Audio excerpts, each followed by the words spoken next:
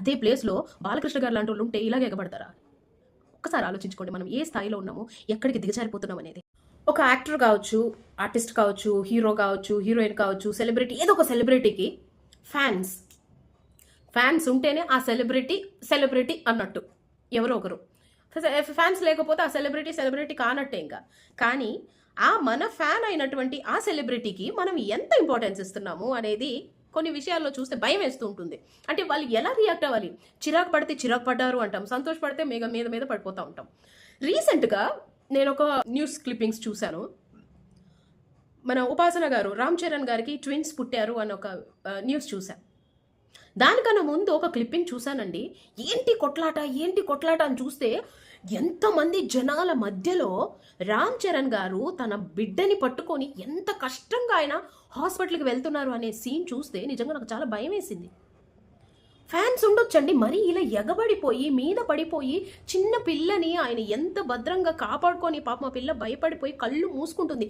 ఏంటి Klin Kaara face reveal ఏంటి గొప్పనా? నాకు అర్థం కాదు. ఆ చిన్న పిల్ల దడిసిపోయేలాగానా? ఇదేనా మీరు ఫ్యాన్స్? ప్రతి ఒక్కరు ఫ్యాన్స్ ఉన్నారు, దయచేసి తప్పుగా అనుకోకండి. అంటే మనకి ఇష్టమైన హీరో లేదా హీరోయిన్ వెళ్తున్నారు అంటే వారికి ఇబ్బంది కలగకుండా చూడాలి. వారు మనకి ఫొటోస్ ఇస్తే తీసుకునేలాగా లైక్ అనొచ్చు, మనం చూస్తేనే కదా వాళ్ళు సెలబ్రిటీ, మనం చూడబట్టే కదా వాళ్ళ హీరో.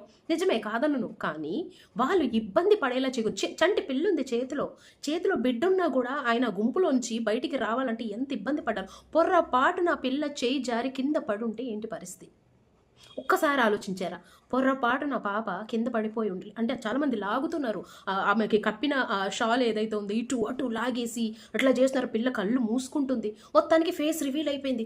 ఇంత పెద్ద గొప్ప ఘనకార్యం చేసినట్టు. అంతకన్నా ముందు ఏం చేశారు అనేది ఆ వీడియో చూస్తే అర్థమవుతుంది. అబ్బా, మరీ ఇంతలా ఎగబడిపోయి వాళ్ళని ఇబ్బంది పెట్టేలా చెయ్యొద్దు. ఏంటిది? చిన్నపిల్లలు భయపడిపోయేలాగా. ఎప్పటికైనా పాప కనిపిస్తుంది కదా, దాచుకొని ఉంచరు. చిన్నపిల్లలకి కొంతమంది సర్టన్ ఏజ్ వచ్చే వరకు రివీల్ చెయ్యరు.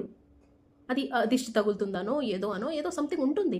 దానికి కూడా ఎగబడిపోయి చూసేసాము, ఇదిగో మొత్తానికి ఏదో సాధించేసినట్టు. ఆఫ్ కోర్స్ మీకు ఇష్టం ఉండొచ్చు, కానీ ఆ ఇష్టం ఏదైనా సరే అతిగా మిస్తే, అంటే అతి అమృతం విషం ఏదో అంటారు కదా, అమృతమైన అతి అయితే విషం అయిపోతుందంట. అలాగే ఏదైనా సరే లిమిట్లో ఉండాలి. దయచేసి ఇంకెప్పుడు ఇలాగా మరీ ఇబ్బందికరంగా బిహేవ్ చేయొద్దు డియర్ ఫ్రెండ్స్. తప్పుగా అనుకుంటాం, సో సారీ, బట్ నాకైతే కరెక్ట్ అనిపించలేదు. ఆ విజువల్ చూసిన తర్వాత చాలా ఇబ్బందికరంగా అనిపించింది. నిజంగా అతను చీదరించుకోకుండా రామ్ చరణ్ గారు చాలా అంటే చాలా ఓపికగా వెళ్ళారు. అదే ప్లేస్లో బాలకృష్ణ గారు లాంటి వాళ్ళు ఉంటే ఇలాగే ఎగబడతారా? ఒక్కసారి ఆలోచించుకోండి, మనం ఏ స్థాయిలో ఉన్నామో, ఎక్కడికి దిగజారిపోతున్నాం అనేది. Thank you.